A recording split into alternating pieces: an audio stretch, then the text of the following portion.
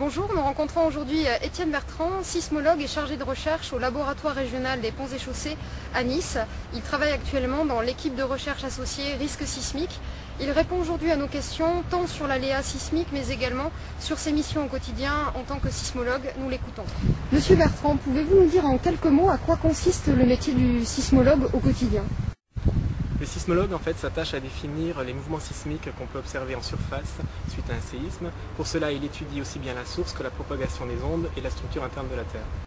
Quelles sont les actions que vous menez à l'heure actuelle pour prévenir le risque sismique en France ? Pour prévenir le risque sismique, je travaille dans le cadre de plans de prévention des risques naturels afin d'évaluer le mouvement du sol à un certain site donné à l'échelle d'une ville ou d'un site particulier. Mais également, j'établis des scénarios de risque sismique en intégrant la vulnérabilité à l'aléa. Où en est-on de la connaissance du risque sismique en France ? La problématique qui se pose en fait dans un pays à sismicité modérée et diffuse comme en France, du moins métropolitaine, est de bien pouvoir caractériser les sources, savoir quelles sont les failles actives et quels sont les séismes plausibles sur une région donnée. Ensuite, il y a aussi le problème de la caractérisation du milieu de propagation dans lequel se fait les ondes et de bien pouvoir prendre en compte les effets de site aussi bien lithologiques que topographiques. Le ministère de l'écologie a publié en 2005 une nouvelle carte de l'aléa sismique nationale. À quoi sert cette carte ? Que signifie-t-elle ?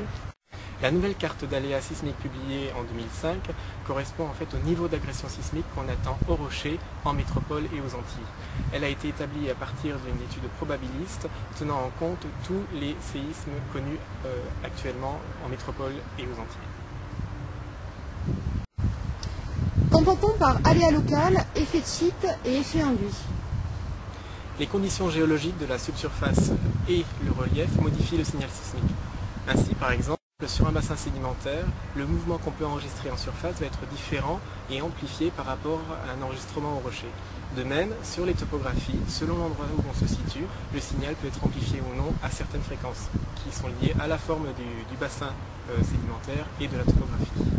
Pour les effets induits, en fait, ce sont des phénomènes qui sont déclenchés par les séismes à cause des vibrations, mais postérieurs au séisme. Par exemple, les mouvements de terrain, les glissements de terrain, les chutes de blocs, ainsi que la liquéfaction. La liquéfaction des sols se produit essentiellement dans des terrains sableux, gorgés en eau, qui en fait, sous l'effet des vibrations, vont se comporter un peu comme des sables mouvants et vont perdre leur capacité de portance, ce qui fait que les bâtiments construits sur le dessus peuvent s'enfoncer dans ces terrains et souffrir de graves dommages. Aujourd'hui, dans le cadre du plan séisme, quelles sont les actions majeures visant à améliorer la connaissance du phénomène sismique et selon vous, en quoi est-il possible d'aller plus loin ? De par sa participation au financement des projets de recherche via l'ANR, l'Agence nationale de la recherche scientifique, le plan séisme contribue directement à l'amélioration des connaissances sur les phénomènes sismiques.